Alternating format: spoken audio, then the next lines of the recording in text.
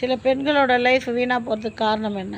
அதாவது அவங்க ஸ்கூல் படிக்கும்போது, காலேஜ் படிக்கும்போது அவங்களோட பழக்க வழக்கங்கள், அவங்க எதை நோக்கி பயணம் பண்ணுறாங்கிறத பொறுத்து தான். இப்போ நான் நிறையா இந்த தென்னார்காடு மாவட்டத்தில் நிறைய பஸ்ஸுலலாம் பிரைவேட் பஸ்ஸில் நிறைய போயிருக்கு. அப்போ நிறைய பெண்களை பார்க்குறேன்.